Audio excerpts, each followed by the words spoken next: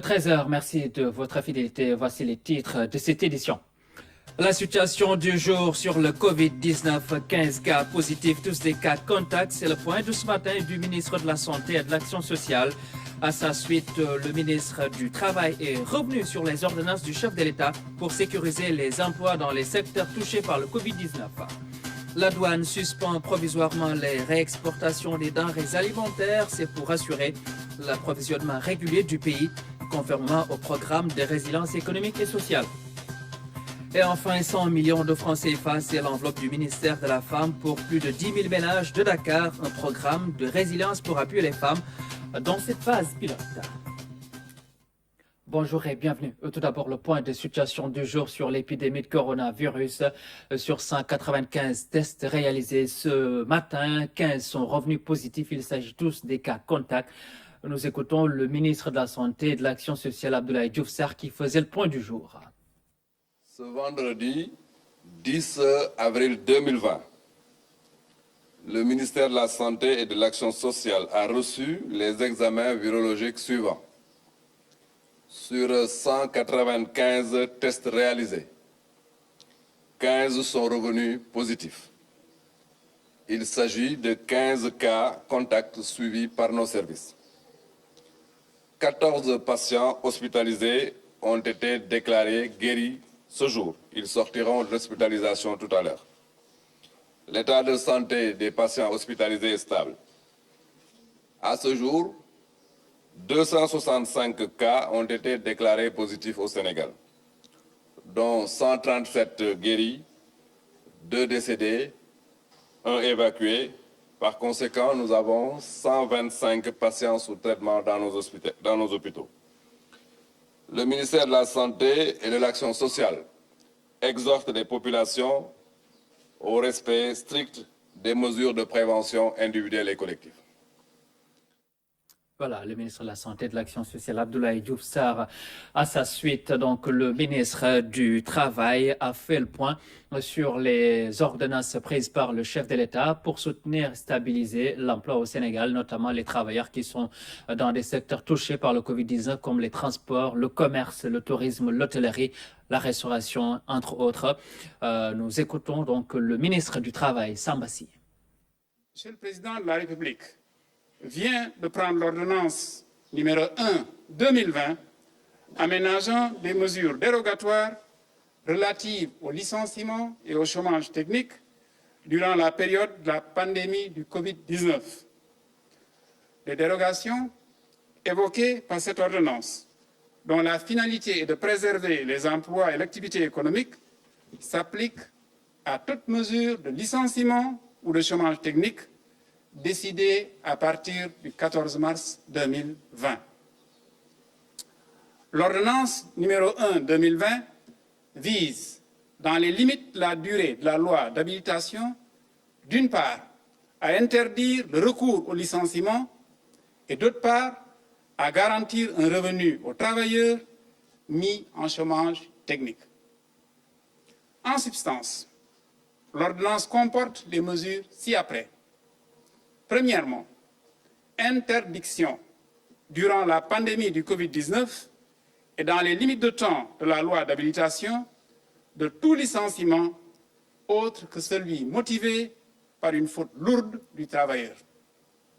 Deuxièmement, obligation pour l'employeur, afin d'éviter le chômage technique, de rechercher avec les délégués du personnel des solutions alternatives telles que la réduction des heures de travail, le travail par roulement, l'anticipation des congés payés, le redéploiement des personnels, le travail à temps partiel. Troisièmement, garantie d'une rémunération pour le travailleur en chômage technique, qui ne saurait être inférieur ni au SMIC, ni à 70% de son salaire moyen net des 3 derniers mois d'activité, en contrepartie de mesures d'accompagnement de l'État au profit de l'employeur. Enfin, quatrièmement, obligation pour le travailleur en chômage technique de rester à la disposition de l'employeur pour d'éventuels travaux ponctuels.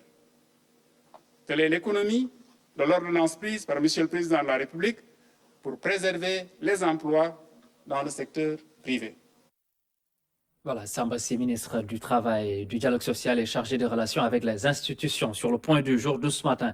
À présent, je vous fais lecture de ce communiqué de la RTS dans sa parution du jour en quotidien de la place repris par des sites en ligne fait état d'un cas positif au Covid-19 à la RTS 2 située au boulevard de la République, avant d'ajouter que l'agent en question, qui se trouve être un chauffeur contaminé par un invité de la chaîne, a été en contact avec le personnel de l'IPM, mis en quarantaine à l'issue de cela.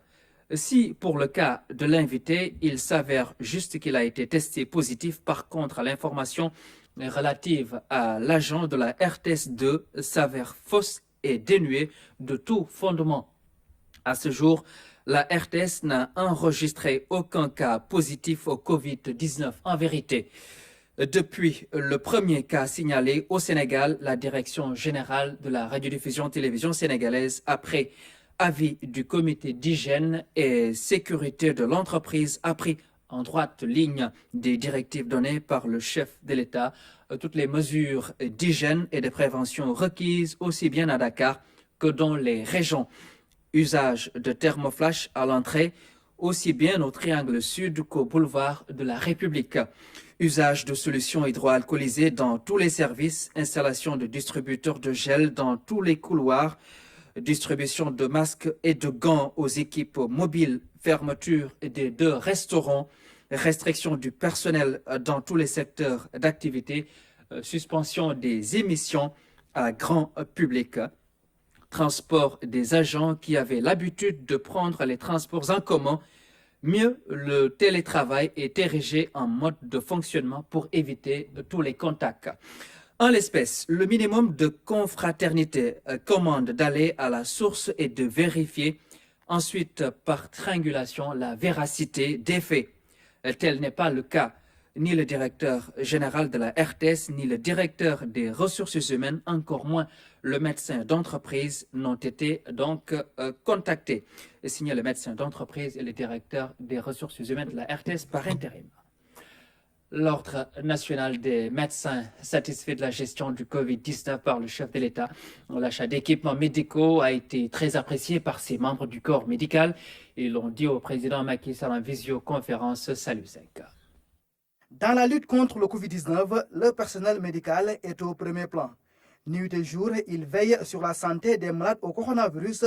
Depuis l'apparition de la pandémie au Sénégal, les médecins ont senti le soutien de la plus haute autorité du pays. On a vu en tout cas donner des instructions pour que les frontières puissent être fermées, donner des instructions pour en tout cas mobiliser un budget conséquent, s'impliquer, n'est-ce pas, dans les plans de contingence, mais aussi le plan de soutien économique. Donc je pense que tout ça, c'est des aspects importants. À cela s'ajoute la mise à disposition des équipements adéquats pour le personnel de santé.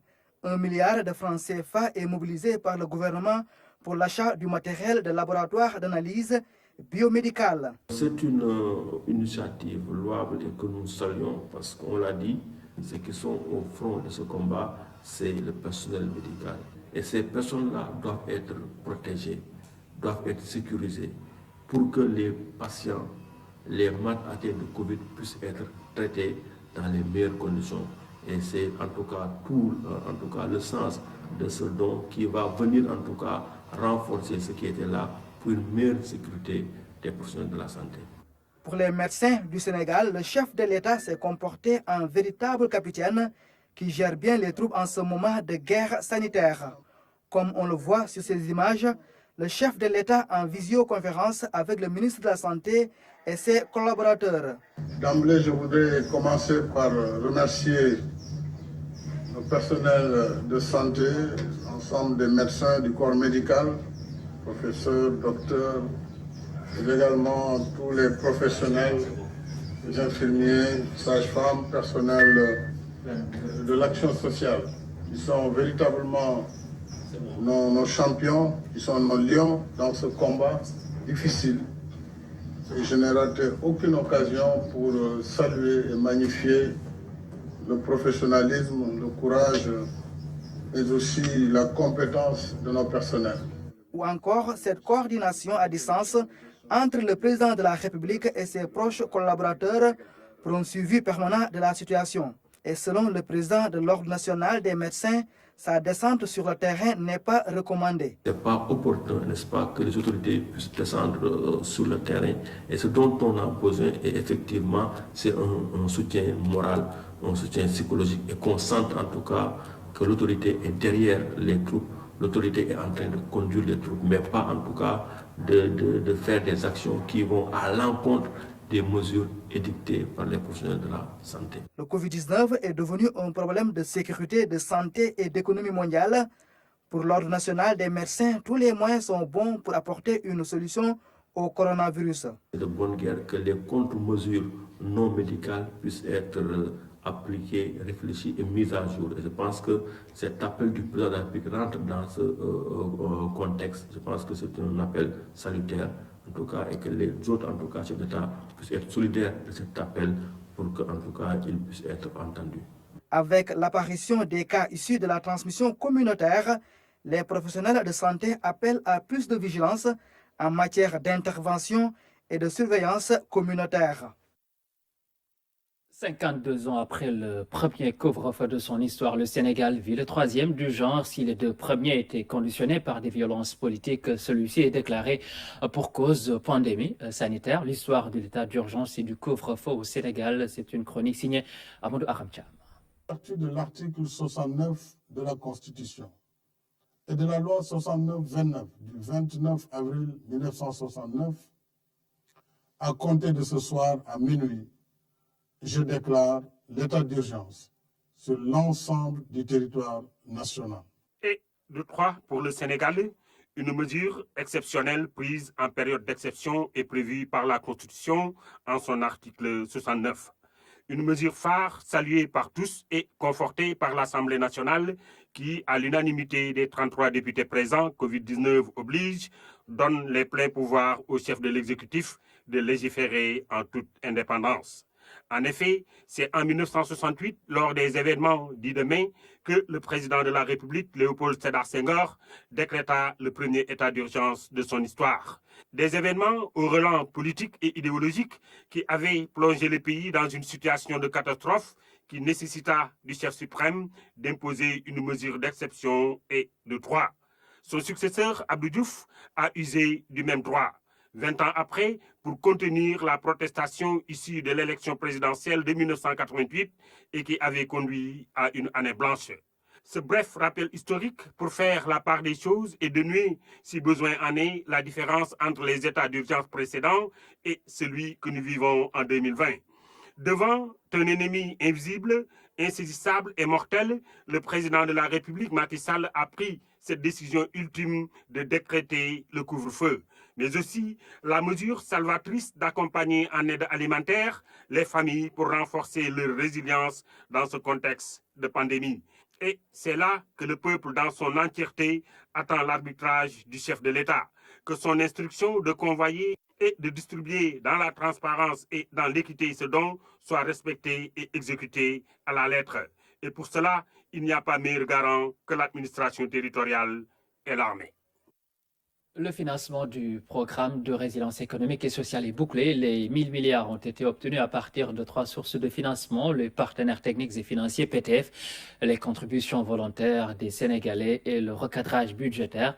Le directeur général du budget l'a expliqué sur le plateau de la matinale Kinkiliba, la synthèse avec Daraba.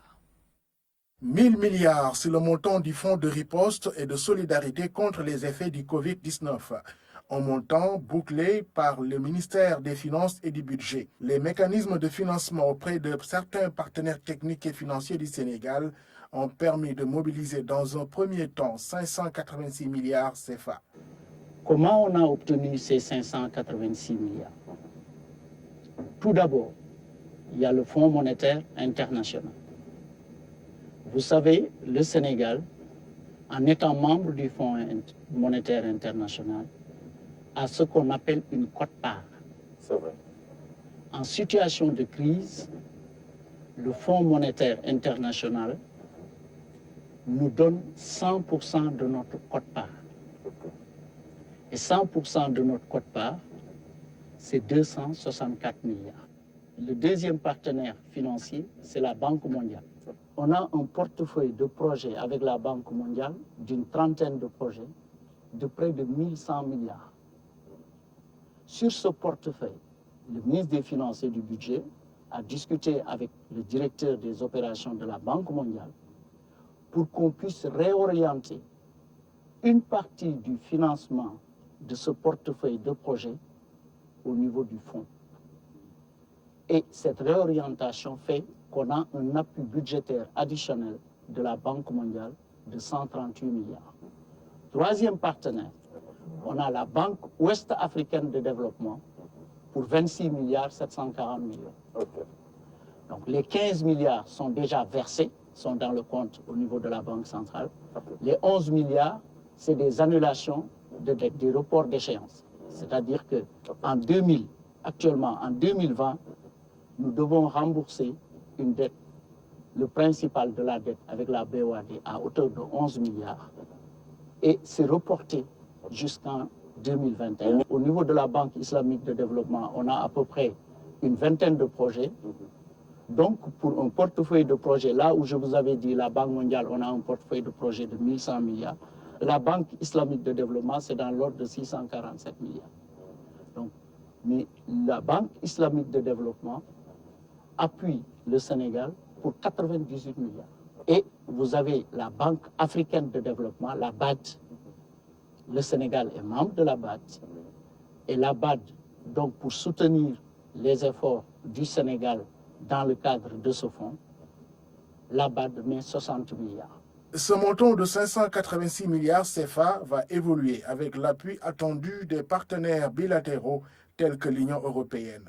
Deuxième source de financement de la force Covid-19, la contribution volontaire des Sénégalais. La partie contribution volontaire des Sénégalais, attendue pour 15 milliards, et au stade où nous sommes, nous avons déjà dans le compte les contributions des Sénégalais de plus de 10 milliards. Et puis la crise de la pandémie Covid-19 intervient à un moment où le Sénégal avait déjà voté son budget 2020 et l'État a consenti un important effort et a revu sa copie. Le budget qui était de 4 224 milliards, on le réorganise pour y dégager 399 milliards. Comment maintenant on a pu réorganiser le budget pour dégager les 399 milliards? Donc c'est très important. Dans un premier temps, il y a les 200 milliards de remises fiscales de dettes des entreprises et des personnes physiques qui avaient été arrêtées au 31 décembre 2019. C'est 200 milliards. Les 199 milliards restants proviennent de 159 milliards de mesures de rationalisation du budget. Je pense que le président de la République a lui-même indiqué ce chiffre dans son adresse à la nation le 3 avril. 40 milliards à peu près de report de projets. Parce que vous savez, quand on faisait le plan Sénégal émergent, dans la phase 2 du plan d'action prioritaire, phase 2, qu'on avait présenté à Paris en décembre 2018, il y avait 700 projets. Donc, du fait de la crise, on a reporté certains nouveaux projets qui nous donnent un espace budgétaire de près de 40 milliards. Le budget bouclé de force Covid-19 est affecté à ce que le gouvernement a appelé les 4 piliers. D'abord, la santé. Où c'est 64 milliards 4. Très rapidement, à partir du 2 mars, on a enregistré les premiers cas au Sénégal. Mais il y avait tout un dispositif qui avait été de prévention précoce, qui avait été mis en place. On a rapidement mis en place une avance à régulariser. C'est une technique budgétaire de 1 milliard 440 millions. On a rajouté 5 milliards. Et on a continué à faire des arrêtés de virement de crédit. Jusqu'à aujourd'hui, on peut vous dire qu'on a déjà mobilisé sur les 64 milliards 4 du secteur de la santé, quasiment les 16 milliards 790 millions. C'est 26%.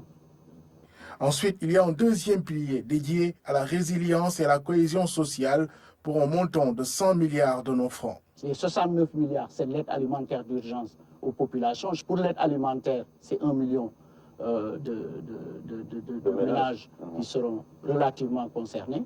Et vous avez 18 milliards 5 pour les factures d'électricité et les factures d'eau. Factures d'électricité pour 15 milliards 5 et les factures d'eau pour 3 milliards et les 12 milliards 5 restants pour l'appui direct à la diaspora. Pour éviter l'effondrement de l'économie, l'État du Sénégal a mis sur la table 802 milliards CFA pour sauvegarder la stabilité macroéconomique, soutenir le secteur privé, mais surtout maintenir les emplois. Le président a voulu qu'on injecte de la liquidité. 302 milliards, c'est destiné au paiement dû aux fournisseurs de l'État. Et c'est les secteurs les plus touchés. Il y a le tourisme, il y a l'hôtellerie, il y a l'agriculture, il y a même la location des bâtiments administratifs à usage de bureaux pour 7 milliards qui sont dans les 302 milliards. Déjà, le président de la République a validé hier 31 milliards qu'on doit payer aux entreprises de BTP. Il faut également sécuriser l'approvisionnement du marché intérieur. En médicaments, en denrées alimentaires, en hydrocarbures, par exemple avec la SAR récemment, donc pour sécuriser l'approvisionnement, une allocation budgétaire de 33 milliards 6 est prévue. Source de financement et répartition des fonds, un premier exercice réussi posant ainsi les jalons de la transparence dans la gestion du fonds Force Covid-19. La douane suspend provisoirement les réexportations de denrées alimentaires, une façon pour elle d'assurer l'approvisionnement régulier du pays. En tout, donc, ce sont 14 mesures qui sont prises pour accompagner le programme de résilience économique et sociale à Ramdao. Des 4 axes du programme de résilience économique et sociale, 2 interpellent spécifiquement la douane. C'est d'abord l'axe 3 qui porte l'ambition de stabiliser le cadre macroéconomique et financier. Cela passe par un soutien au secteur privé, ce que tente de matérialiser la douane à travers ces nouvelles dispositions. C'est d'abord la prorogation des titres d'exonération pour tous les projets impactés par le Covid-19. Assorti également de l'octroi de l'admission temporaire exceptionnelle de 3 mois pour les entreprises éligibles au Code des investissements et dont le programme n'a pas encore été agréé. Le programme de résilience insiste dans son axe 4 sur l'approvisionnement régulier du pays en ces temps de crise. La douane se conforme et sort une mesure phare. C'est la suspension provisoire de l'exportation des denrées alimentaires de toute nature, que ce soit le riz, l'huile, les produits laitiers, les pâtes alimentaires et d'autres produits qui sont en rapport avec la prévention et la riposte du Covid, notamment les savons, les gels hydroalcooliques stratégiques pour un peu le marché domestique. Pour les médicaments et les produits pharmaceutiques, une note de service sera prise très rapidement pour accélérer les procédures d'opération de dédouanement de médicaments, d'intrants et autres produits pharmaceutiques destinés à combattre le Covid-19. Ce sont en tout 14 nouvelles mesures que la douane a dû prendre pour être en phase avec le programme de résilience, un programme sous-tendu par des injections de liquidités. Une mesure extrêmement importante consistera à la renonciation de l'intérêt de retard qui était perçu sur beaucoup de régimes économiques et douaniers, notamment les admissions temporaires spéciales, admissions temporaires normales et l'entrepôt industriel. Et on l'accordera à toutes les entreprises requérantes qui souhaiteraient mettre à la consommation, notamment les produits compensateurs. Et je sais que pour l'exercice budgétaire 2019, le montant de l'intérêt de retard s'est élevé à un peu moins d'1 demi-milliard. C'est non négligeable pour la trésorerie des entreprises. Les remises, suspensions et différés de paiement ont attiré l'attention de plus d'un dans le discours à la nation du chef de l'État. La douane précise. Il y a 2 choses importantes que les opérateurs peuvent savoir dès maintenant. Il y a une remise de pénalité au profit des entreprises les plus durement impactées par le Covid-19, dans une fourchette de 20 à 50%. Maintenant, on tiendra compte naturellement de la gravité de l'infraction, du passé fiscal de l'infracteur et du secteur d'activité qui doit coller avec ce que le chef de l'État a décliné comme secteur prioritaire. Ces mesures ne seront pas sans conséquences sur les recettes douanières. Dès les premières heures de l'épidémie, une note de conjoncture interne renseignée sur les effets de cette crise. Et qui a fait ressortir déjà une chute des importations en provenance de Chine de l'ordre de 22%.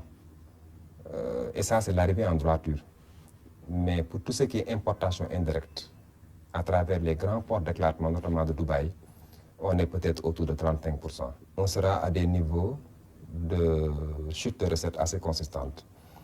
Mais l'un dans l'autre, on a demandé à tous les agents de se démultiplier et de manager un peu la complexité qui est devant nous aujourd'hui. Être à la fois dans la posture d'accompagnement de l'entreprise, mais également être dans nos missions régaliennes, de faire tout pour détecter toutes les niches de recettes pour être au rendez-vous de la mobilisation des recettes. Le challenge s'impose ainsi aux régies financières, consentir des facilités tout en essayant de rester performantes. Pour l'heure, il est question d'accélérer la mise en œuvre du PRS et le secteur informel ne sera pas en reste. Quelle solution digitale pour mieux réussir la réponse contre le Covid-19? Plusieurs organisations d'éthique en collaboration avec les ministres de la Santé et de l'économie numérique travaillent à renforcer la cellule d'alerte du Covid-19. Des stratégies digitales sont proposées pour les soins des malades. Le reportage d'Andaye Deja. Ici, à la cellule d'alerte Covid-19 du ministère de la Santé, près de 1000 appels sont traités quotidiennement. Pour mieux répondre aux besoins d'information des Sénégalais, les positions ont été renforcées. La personne, dès qu'elle appelle, l'appel est reçu par l'agent, bien sûr, celui qui répond, et qui, en répondant à un certain nombre de questions, parvient à voir un peu le profil de la personne qui appelle, qui donc a un besoin donné, un besoin ressenti.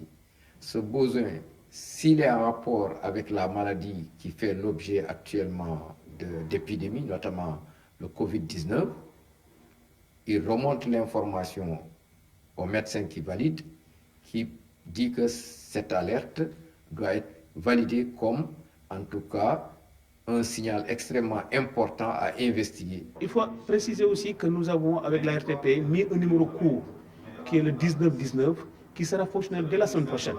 Vous savez, si quelqu'un ne connaît pas les 3 numéros, il pourra appeler sur le numéro 1919 et sera directement balancé vers les trois numéros. Il y a un formulaire d'alerte qui est ici, qui était en version papier. Donc nous avons pu, grâce aussi à cette initiative d'Ancovid, nous avons pu le dématérialiser. Aujourd'hui, les réceptionnistes qui sont ici, les médecins et les autres, utilisent ce formulaire en ligne pour renseigner. Ce qui fait que c'est beaucoup plus simple pour le personnel qui est chargé de traiter les informations, de valider les alertes et d'activer donc l'investigation. Aujourd'hui, il y a plusieurs perspectives qui s'annoncent, notamment la dématérialisation du processus de soins. Nous allons cette semaine essayer de dématérialiser le processus de soins. Je veux dire la fiche de soins, je veux dire l'admission du patient Covid donc au niveau du CTE, je veux dire l'administration des médicaments, je veux dire la gestion des EPI. On est en train de lister les solutions qui sont prêtes et il y en a quand même. Et normalement, plus tard vendredi, on va arrêter une décision pour dire qu'on prend telle solution. Et la semaine prochaine, on va travailler avec les CTE pour l'implémenter et les accompagner dans ce cadre-là. Depuis quelque temps, une riposte digitale globale est lancée.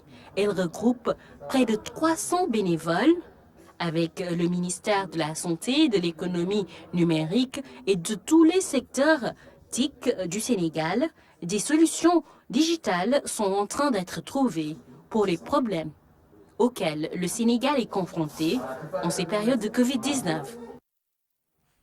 Je vous les ai en titre, un programme de résilience pour les femmes. Plus de 10 000 ménages à Dakar sont concernés par la phase pilote.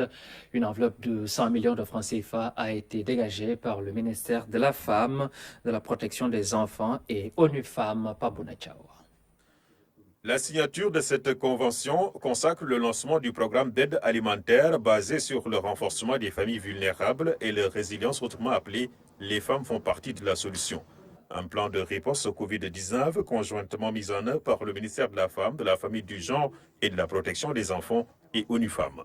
La particularité de ce programme relève de son approche innovante consistant à s'approvisionner en riz produit par les femmes pour alimenter les femmes des ménages vulnérables. Pour la phase pilote de lancement, 10 000 ménages vont bénéficier de ce programme d'une valeur de 100 millions de francs CFA. Cette cérémonie qui nous réunit aujourd'hui illustre parfaitement les excellentes relations tissées depuis plus d'une décennie entre ONU Femmes et mon département dans le cadre de nos missions similaires qui sont d'assurer l'égalité des sexes et l'autonomisation des femmes et des filles. Le programme se chiffre à plus de 100 millions de francs CFA et se déclinera sous forme de distribution de riz et céréales locales achetées auprès des unités de production gérées par les femmes. Un des piliers d'intervention de ce programme est l'accès au marché. Et à travers cette reprogrammation de nos activités, nous inscrivons ces femmes productrices et transformatrices dans la riposte Covid-19. Donc l'essentiel de ce programme est d'inscrire ces femmes comme fournisseurs de denrées. Comme vous le savez, le Sénégal, dans son plan de riposte, va distribuer des denrées comme du riz aux familles vulnérables. Et pour nous, il était essentiel que cette riposte inclue les femmes comme fournisseurs. Et c'est l'objet justement de cette convention-là. Dans la croisade contre le Covid-19, les femmes sont en première ligne et elles multiplient les initiatives de prévention et d'action à l'image de ces femmes membres de la société civile qui ont remis au ministre en charge de la femme, de la famille et des enfants un lot de kits d'hygiène et de produits de propreté. Face à la multiplication des cas communautaires de Covid-19, le service national de l'hygiène a opté pour de grandes opérations de pulvérisation spatiale. Ainsi, les grandes artères de la ville de Rufisque ont été parcourues par les agents d'hygiène. Par ailleurs, les autorités administratives ont pris des mesures pour le retour des maîtres coraniques et de leurs talibés à leur localité d'origine, Oumar Diawa. C'est une équipe renforcée d'agents d'hygiène qui a participé à cette grande opération de pulvérisation spatiale à Rufisque. La vieille ville a reçu l'appui d'autres brigades. C'est une activité qui est portée par la brigade régionale d'hygiène de Dakar, donc qui inclut la brigade de Dakar, la brigade de Guédiawaye, de Pékin, de Mbao et puis de Kermassar, ainsi que la brigade de Rufisque. Toutes ces brigades ont contribué en termes d'effectifs et au total, près de 50 hommes lourdement équipés ont pris part à cette opération de salubrité publique pour prévenir la transmission communautaire. Maintenant, compte tenu de la tournure de la transmission qui commence à passer à une phase de transmission communautaire, donc nous avons jugé utile de changer d'approche, c'est-à-dire en menant des opérations de pulvérisation spatiale au niveau des voies publiques. Nul ne sait avec certitude le mécanisme de la transmission communautaire. Par contre, ce qui est sûr, c'est que la pulvérisation d'un antimicrobien permet de combattre d'éventuels agents pathogènes. Autre mesure pour freiner la contamination, la surveillance des daras. Nous ne voulons plus voir de talibés dans les rues. Les talibés que nous verrons dans les rues, nous prendrons nos dispositions pour les prendre et les placer au niveau des centres d'accueil. L'autorité administrative annonce la mise à disposition de moyens de transport pour ramener les maîtres coraniques qui le voudraient et leurs talibés à leur lieu d'origine. Nous prendrons nos responsabilités pour les convoyer vers leur localité de provenance. Pour l'heure, Rufisque compte 6 cas positifs et le district sanitaire de Sangalkam est encore indemne. Les opérations de désinfection vont concerner tout le territoire de la région de Dakar. La visite du coordonnateur du PUMA à Gorel Oumarli dans la région de Matam en ces temps de riposte contre le Covid-19, Moussa Sow a appuyé le poste de santé avec notamment un contrat pour l'infirmier Fatoumata Badelba. En pleine crise de coronavirus, le village de Gorel Oumarli dans la région de Matam a failli perdre son infirmière chef de poste, n'eût été l'intervention du coordonnateur du PUMA. En visite dans la localité pour remettre des dons, Moussa Sow en a profité pour signer un contrat de 6 mois pour l'ICP. C'est quelque chose que nous avons toujours demandé. Donc depuis la construction et l'équipement de ce bâtiment, donc, on n'avait pas encore envoyé d'infirmier chef de poste. Mais quand même remercier également le chef de village, donc avec toute sa population, qui s'était engagé quand même à prendre en charge l'infirmière. Et remercier également l'infirmière quand même, qui s'était engagé depuis le début quand même à rester ici, malgré l'absence de contrat quand même. Malgré quand même qu'il y a eu des efforts qui ont été faits au niveau local, qui ont permis même au village de payer pendant un certain temps cette ICP. Le PUMA donc s'est substitué au village puisque il y avait eu une rupture de contrat. Aujourd'hui, nous sommes venus re-signer un contrat pour de 6 mois. Et au cours de ces 6 mois, Certainement, le ministère de la Santé et au niveau régional, une solution définitive va être trouvée. Par ailleurs, Gourel Oumarli, à l'instar des autres villages frontaliers, est durement éprouvé par la fermeture des frontières. Face à ces difficultés, le coordonnateur du PUMA préconise un système d'approvisionnement alternatif. Il y a eu donc cette fermeture de frontières.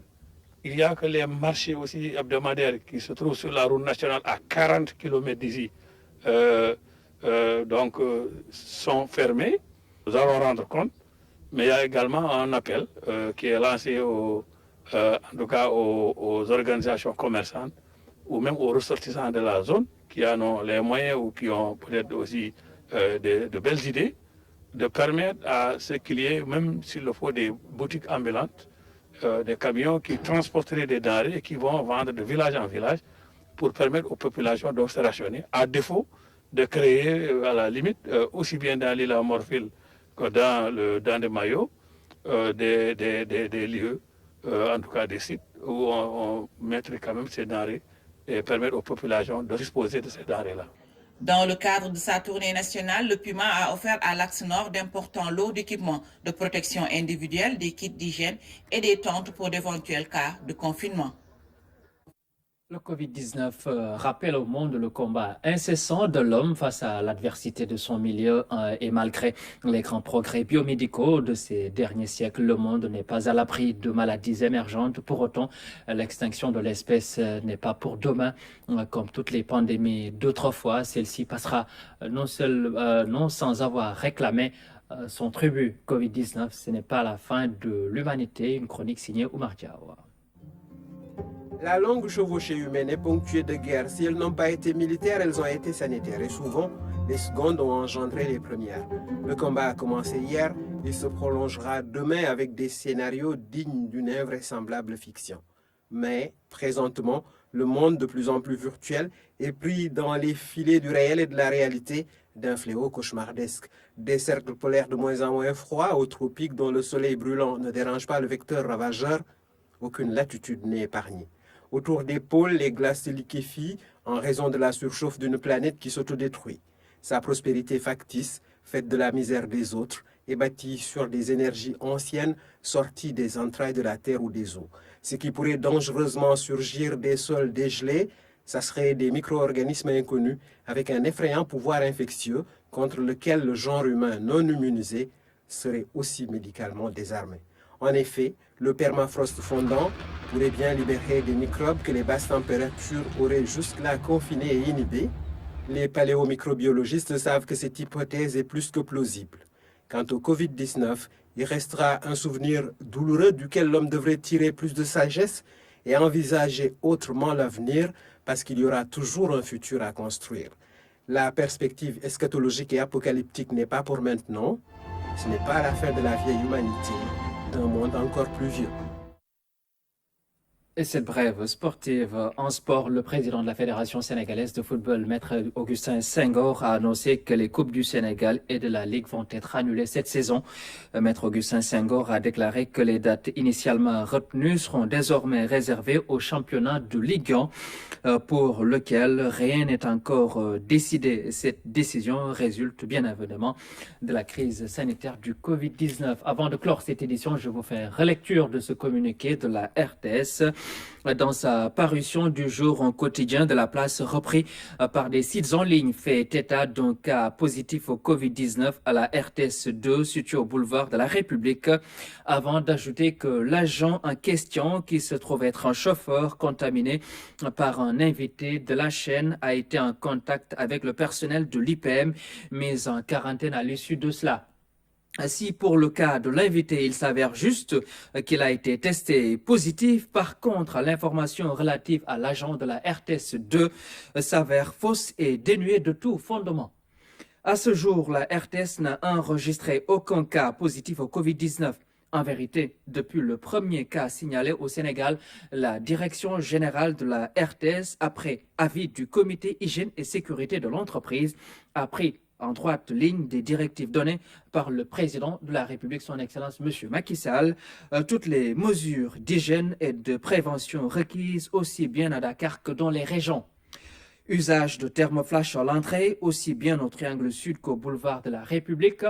Usage de solutions hydroalcoolisées dans tous les services, installation de distributeurs de gel dans tous les couloirs, distribution de masques et de gants aux équipes mobiles, fermeture des 2 restaurants, restriction du personnel dans tous les secteurs d'activité, suspension des émissions à grand public, transport des agents qui avaient l'habitude de prendre les transports en commun. Mieux, le télétravail est érigé en mode de fonctionnement pour éviter tous les contacts.